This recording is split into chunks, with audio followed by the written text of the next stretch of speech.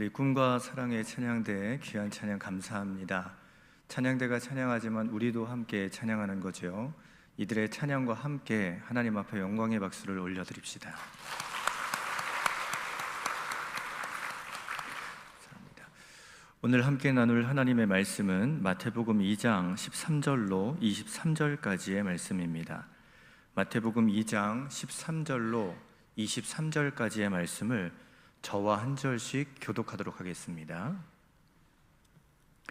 그들이 떠난 후에 주의 사자가 요셉에게 현몽하여 이르되 헤롯이 아기를 찾아 죽이려 하니 일어나 아기와 그의 어머니를 데리고 애굽으로 피하여 내가 네게 이르기까지 거기 있으라 하시니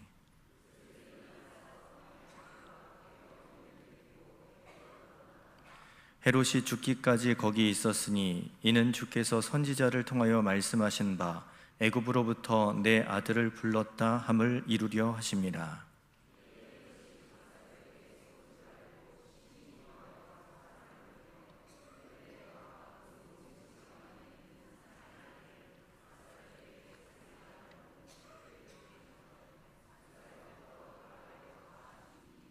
이에 선지자 예레미야를 통하여 말씀하신 바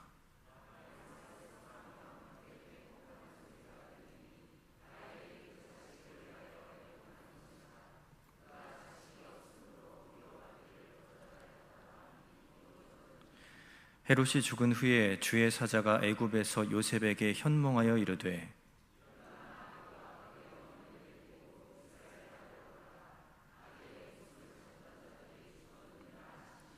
요셉이 일어나 아기와 그의 어머니를 데리고 이스라엘 땅으로 들어가니라.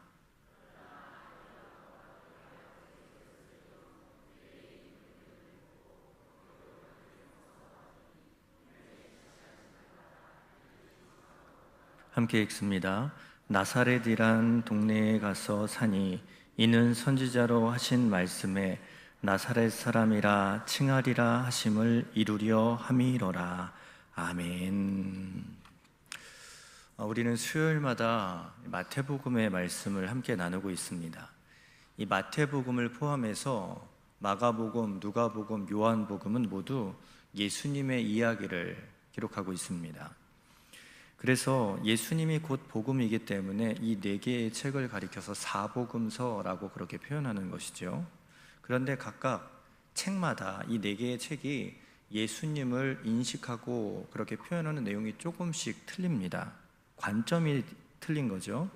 마태복음은 예수님을 이 땅의 왕으로서 오신 메시아로서 그렇게 바라보고 있고 그런 모습을 그리고 있어요. 그리고 마가복음은 예수님을 이 땅에 섬기러 오신 종으로서의 메시아로 그렇게 인식하며 그리고 있습니다. 또 누가복음은 예수님을 이 땅에 사람의 몸을 입고 오신 인자로서의 예수님, 그 모습으로서 예수님을 표현하고 그리고 있고, 요한복음은 예수님을 신으로서 하나님으로서 인식하는 관점으로 그렇게 예수님의 모습들을 표현하고 있다는 거죠. 각기 다른 관점이지만 모두 예수님을 표현하는 모습이고, 이 관점들이 다르지만 다 어우러져서 왕이시며 종이신 또 인간이시며 하나님이신 예수님의 모습을 조화롭게 설명하고 있다라고 말할 수 있습니다. 그런데 이 사복음서가요, 쓴 사람들이 틀리지 않습니까? 이 저자에 따라, 또 저자가 이 책을 기록하면서 이 책을 읽을, 우리가 지금 이 사복음서를 다 읽고 있지만 그 당시에 저자에 의해서 쓰여졌을 때 그 책이 읽혀질 그 대상들이 조금씩 달랐다는 거예요. 그러니까 성경을 읽는 독자에 따라 성경을 풀어가는 방식이 조금 다릅니다. 나중에 성경 공부를 하게 될 때 자세하게 언급을 하겠지만, 마태복음은 유대인인 마태가 유대인들이 읽을 것을 생각하며 쓴 책이다라는 거예요. 그렇기에 유대인들에게 있어서 메시아는 이 땅의 왕으로서 오신 존재고 구약에 예언된 존재 아닙니까? 그러니까 이 마태복음을 기록하면서 족보부터 시작하는 거죠. 전통이, 이 족보가 있는 왕으로서, 즉 아브라함과 다윗의 자손으로서의 예수님이 온 것이다 라며 족보를 언급하고 예수님이 그렇게 정통성 있는 메시아인 것을 분명히 드러내며 출발합니다. 더불어 또 하나 강조하는 것이 무엇이냐면 성경에 예언한 대로 예수님이 오셨다, 이것을 강조하고 있다는 거죠. 성경에 예언된 대로 예수님이 오셨고 성경에 예언된 대로 예수님의 삶의 여정도 이루어지고 있다는 것을 계속 보여주고 있습니다. 왜냐? 유대인에게 있어서는 율법, 예언, 이거 굉장히 중요한 것이기 때문입니다. 오늘 본문은 그러한 관점에서 보면 이해가 쉽습니다. 오늘 본문은 예수님이 탄생하신 이후에 일어났던 사건들을 기록하고 있어요. 이 사건들, 오늘 본문에 우리가 읽은 내용들은요, 모두 구약의 예언한 말씀대로 이루어진 사건들이다라는 것을 오늘 본문은 누누이 강조하고 있다는 것이죠. 총 오늘 본문에는 3개의 사건이 나오는데요, 첫 번째는 예수님이 태어나신 직후에 애굽으로 이동한 사건이 첫 번째 사건이고요, 두 번째 사건은 베들레헴 인근에서 2살 아래의 영아들을 헤롯의 명령에 의해서 다 죽이는 사건이 일어났다는 것, 이게 두 번째 사건입니다. 그리고 세 번째 사건이 무엇이냐? 예수님이 헤롯이 죽은 이후에 베들레헴이 아닌 나사렛에 가서 사시게 된 것, 나사렛으로 가신 사건까지가 이 3개의 사건이 오늘 본문에 기록되어 있는 내용인 거예요.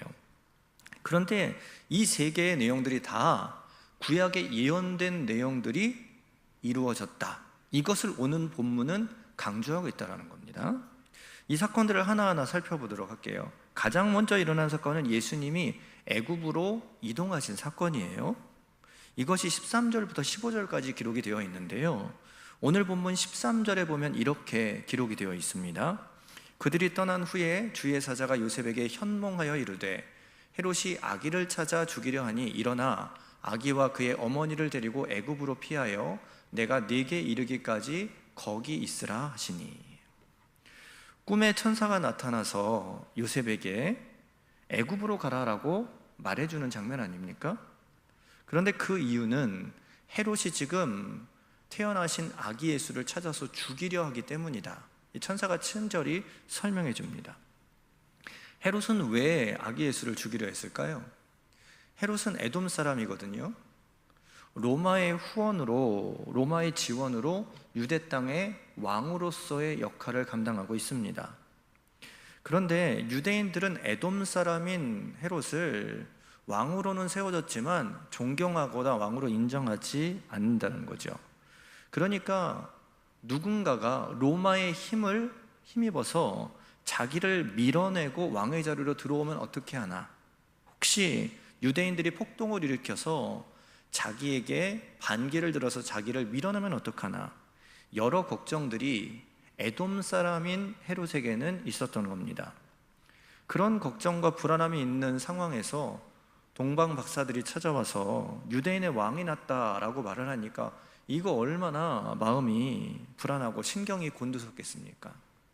어떻게 하든지 그 왕으로 태어난 아기를 찾아서 먼저 처리하고 싶었을 겁니다.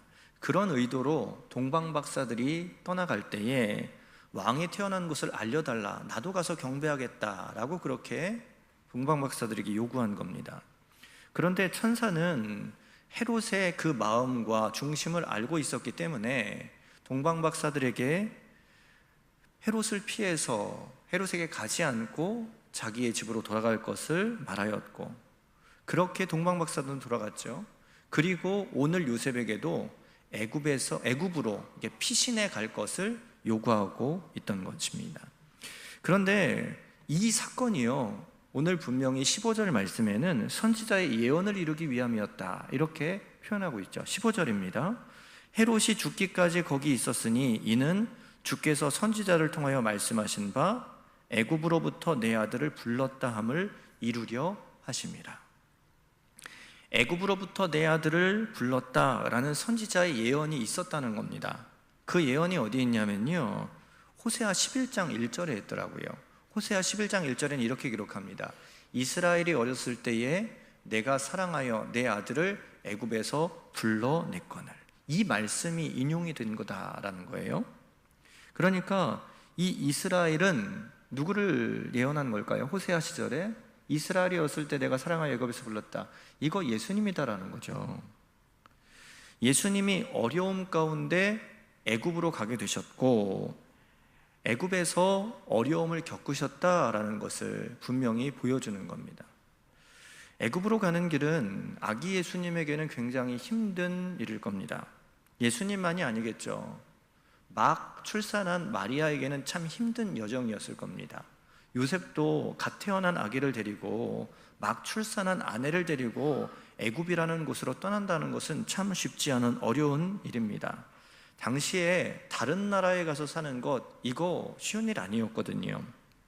타지에, 그것도 아무런 연고도 없이 그곳을 간다? 거기 가서 정착을 한다? 무작정 정착하는 건데 이거 쉬운 일 아닙니다.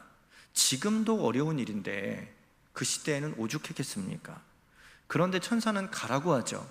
애굽으로 피신하라고 하죠. 안 그러면 헤롯에 의해 죽임을 당할 수도 있다고 말합니다. 요셉은 두말 않고 갑니다.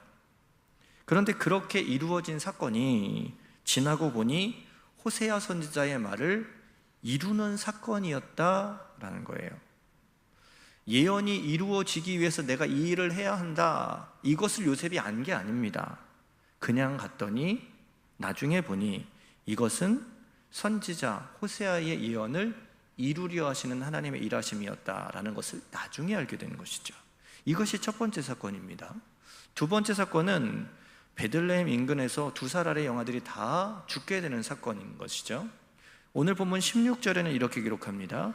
이에 헤롯이 박사들에게 속은 줄 알고 심히 노하여 사람을 보내어 베들레헴과 그 모든 지경 안에 있는 사내 아이를 박사들에게 자세히 알아본 그때를 기준하여 2살부터 그 아래로 다 죽이니. 이 영아 살해 사건은 역사에도 기록이 되어 있는 내용입니다. 2살 이하의 아이들을 헤롯이 다 명령하여 죽이게 되죠. 동방 박사들로부터 위치를 알게 되면 그 아이 하나만 죽이려고 했는데 그들이 그냥 돌아갔어요. 그래서 베들레헴 인근을 다 뒤져서 폭넓게 갓 태어난 아기가 아니라 2살까지 범위를 넓혀서 일시에 다 죽이게 한 것입니다. 자기의 왕권을 위해서 그렇게 했다라는 것이죠. 그런데 17절, 18절에는 이에 대해서 이렇게 말씀합니다. 이에 선지자 예레미야를 통하여 말씀하신 바 라마에서 슬퍼하며 크게 통곡하는 소리가 들리니 라헬이 그 자식을 위하여 애곡하는 것이라. 그가 자식이 없으므로 위로받기를 거절하였도다 함이 이루어졌느니라.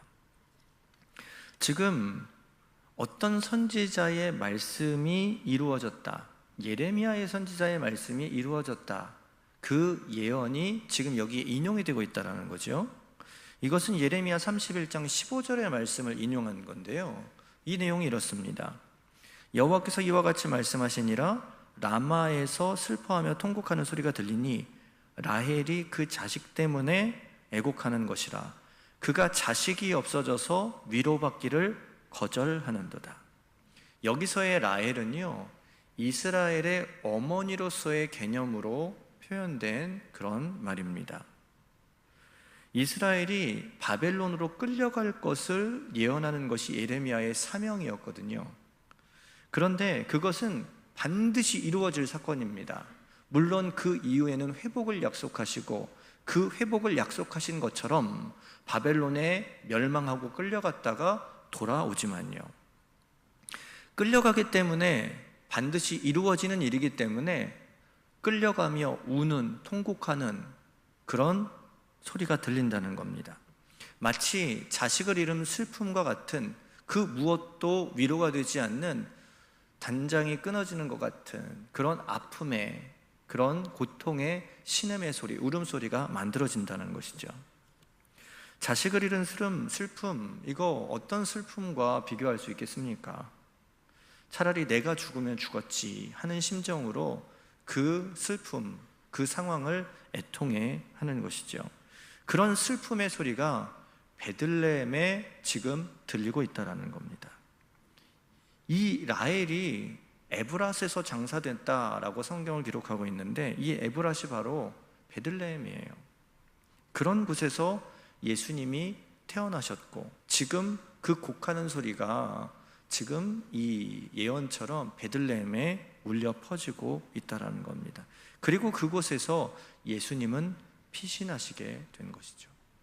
예수님이 태어나시는 시점, 예수님이 피하시며 일어났던 베들레헴의 소동의 사건이 바로 라마에서 슬피 울며 통곡하는 소리가 들린다, 라헬이 그 자식을 위하여 애곡하는 것이라 하는 말씀이 이루어진, 예레미야의 예언이 이루어진 사건이다 라고 그렇게 해석하고 있다는 겁니다. 세 번째 예언은 무엇이냐면, 세 번째 사건은 예수님이 나사렛으로 가서 살게 되신 사건입니다.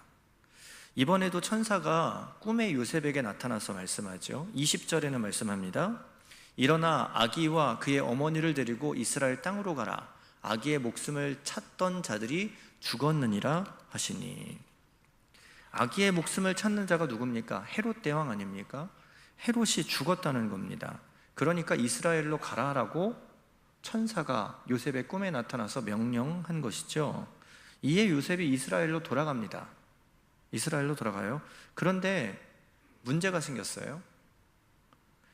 헤롯 대왕이 죽었으니까 헤롯의 왕위를 이어서 그 아들이 왕이 되었는데요, 그 왕위를 물려받은 헤롯 아켈라오가 헤롯 대왕만큼이나 굉장히 포악하고 괴팍했다라는 겁니다. 폭정을 일삼는 사람이었다는 거예요. 그래서 22절 23절을 보십시오. 그러나 아켈라오가 그의 아버지 헤롯을 이어 유대의 임금됨을 듣고 거기로 가기를 무서워하더니 꿈의 지시하심을 받아 갈릴리 지방으로 떠나가 나사렛이란 동네에 가서 사니, 이는 선지자로 하신 말씀에 나사렛 사람이라 칭하리라 하심을 이루려 함이로라. 아켈라오는 그 성정이 굉장히 괴팍한 폭정을 충분히 일으킬 사람으로 알려져 있습니다. 이게 사람들에게 이미 알려져 있는 겁니다. 그가 유대의 왕이 되었다는 소식을 듣고는 요셉도 베들레헴으로 가기를 주저한 것이죠. 무서워했다라고 기록하잖아요. 그런데 그때 천사가 또 꿈에 나타나서 메시지를 주는 겁니다. 베들레헴으로 가지 말고 갈릴리 지방으로 가라고. 그러니까 그들의 행적이 베들레헴이 아니라 갈릴리로 가게 되는 거예요. 헤롯 대왕은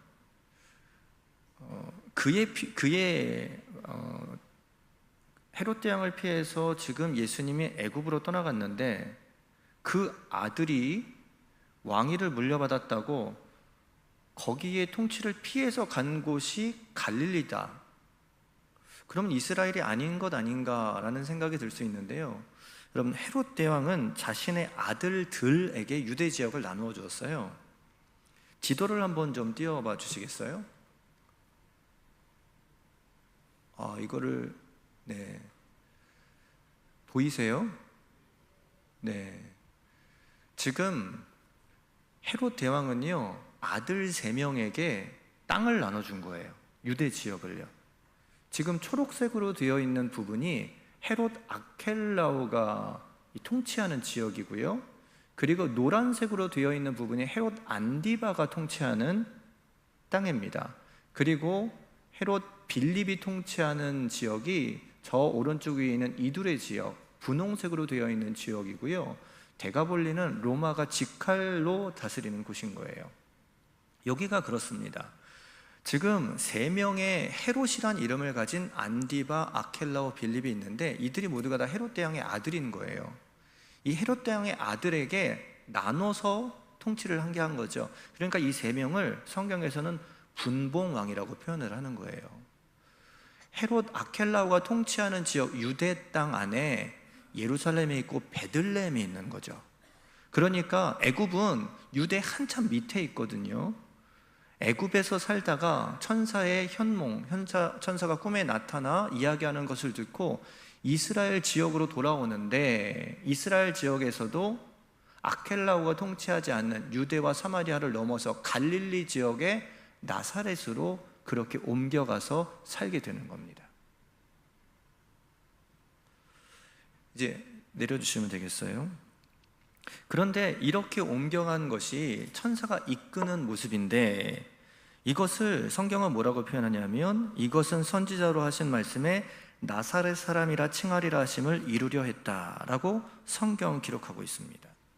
이전처럼 호세아 11장 1절이나 아니면은 예레미야 31장 15절 말씀처럼 이미 예언된 말씀을 고스란히 인용을 한 것이 우리에게 보였잖아요. 그럼 나사렛 사람이라 칭하리라 한 메시지도 예언 가운데 있는 것 아닐까라고 생각할 수 있는데, 성경 어디에도 그런 구절은 없더라고요. 대신 성경의 관주를 통하면은 이사야 11장 1절에 이 메시지에서 도출된 것이다라고 성경은 말합니다.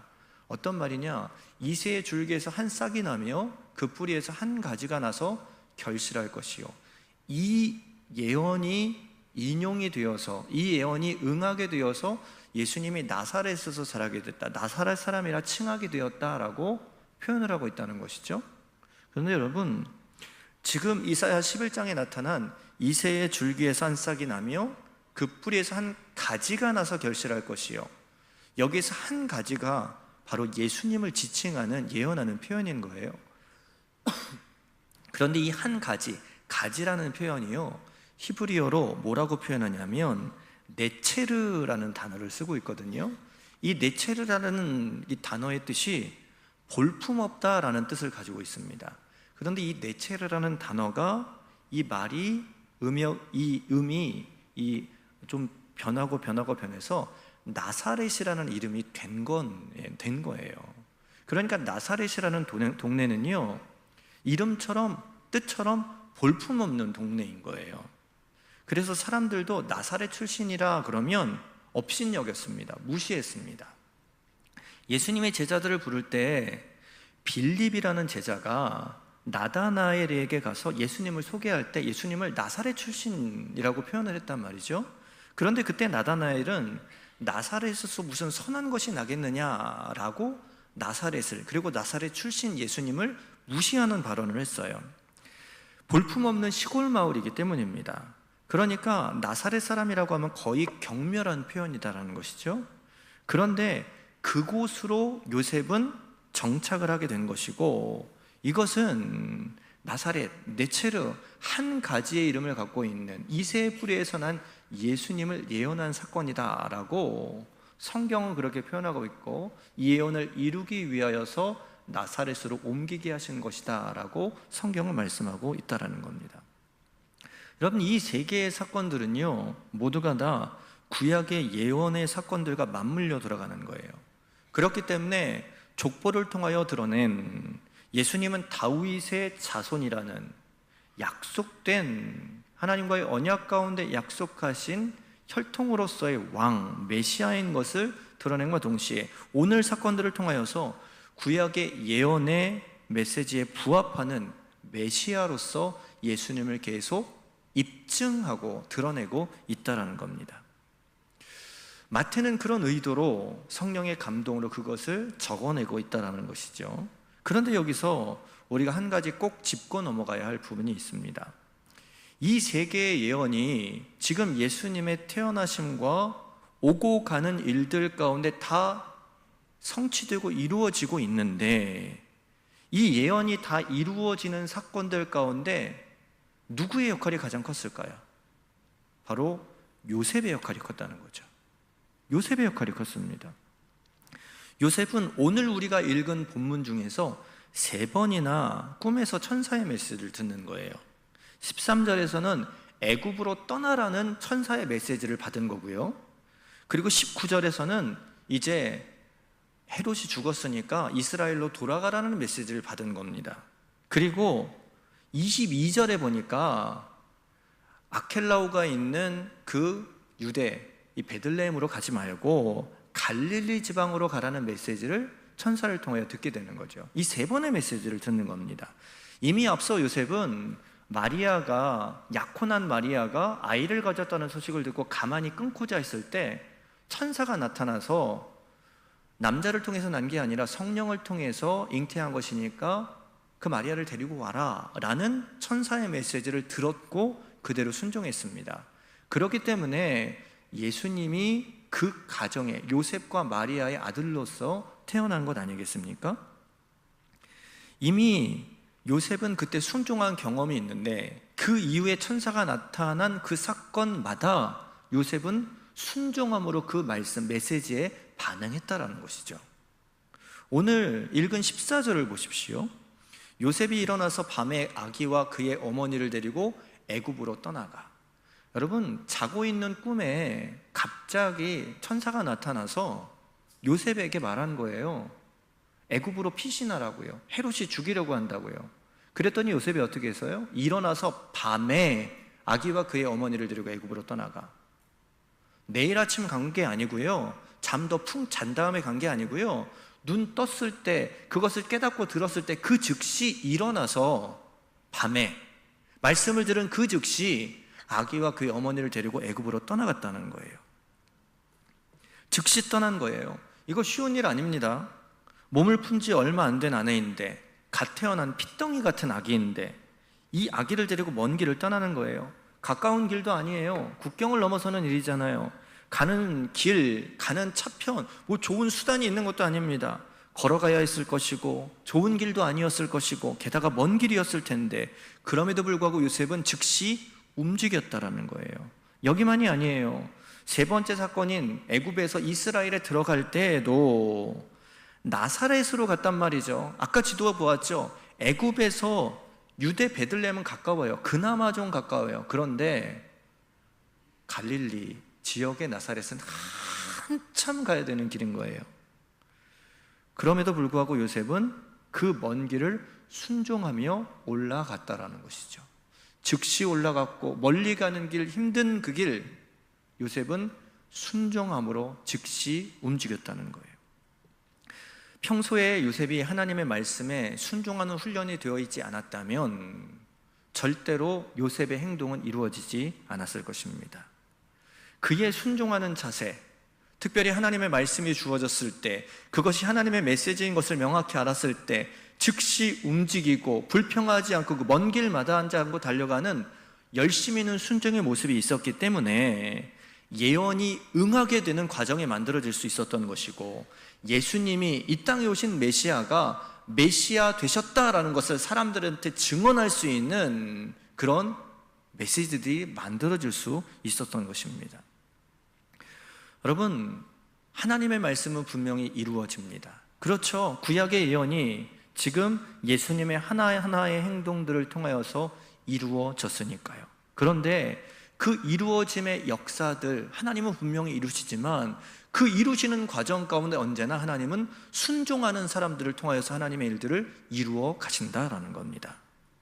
순종하는 사람들이 그곳에서 쓰여지고, 순종하는 사람들이 들림받아서 하나님의 역사가 온전히 이루어지고, 이것이 거룩한 메시지가 되고, 그래서 사람들에게 예수를 알게 만드는 기회, 그런 메시지들이 만들어지고 있다는 거예요.